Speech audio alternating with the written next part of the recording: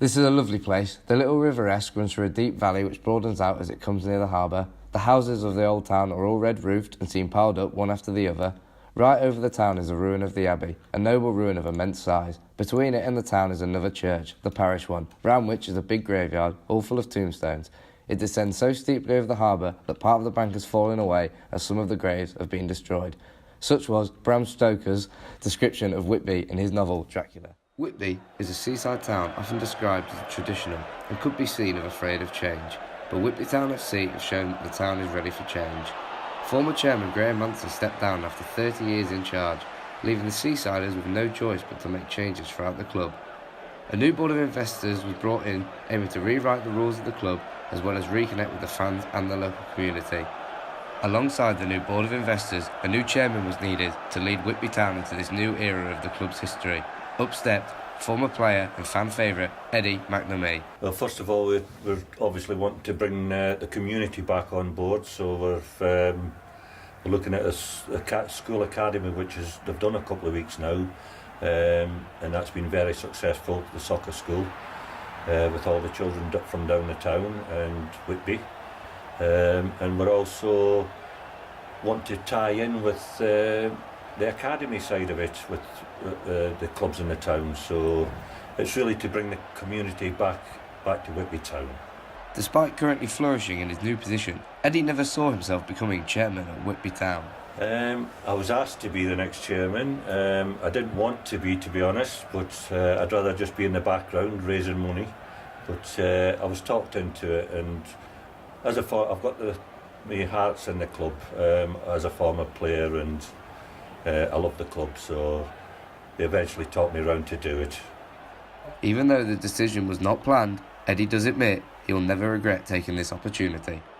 No, we're determined. I've got the good lads in the club. There's a big team here, and we're all in it together, and we're determined to turn the club's fortunes round. With changes happening at the top of the club, individuals who currently work there may see their roles being affected. First team manager Chris Hardy is approaching his 3-year anniversary at the club and is hoping to see positive changes within recruitment, allowing his side to improve on the pitch. I'm hoping it affects it in a positive manner. I'm hoping it affects it, whereas from a recruitment point of view, there's more help in that respect, because ultimately, the football club showcases the football as its, I suppose, as its opportunity to attract more people to come into the football club, to hopefully do better in terms of achievements on the park.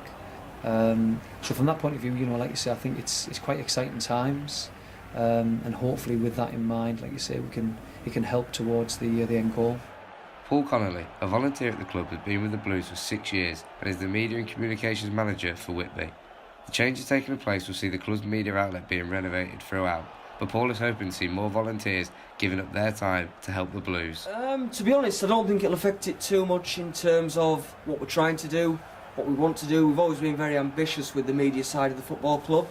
Hopefully we can attract a couple of volunteers, a couple more volunteers, and work with them to improve our product, to make our product more efficient during the week and on a match day.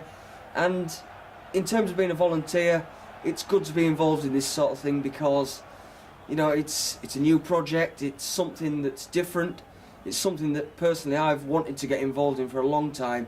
So I think in terms of that, it's exciting, it's hopefully going to make my job a lot easier, a lot better, and fingers crossed it'll help to revitalise the club, which is what it needs. It needs a new lifeblood. Times are set to change here at Whitby Town, and the future is something that fans can only dream of at this moment. But going into this new era of the club's history, fans can be confident the right people are leading the Blues. This has been George Crabb reporting from Whitby.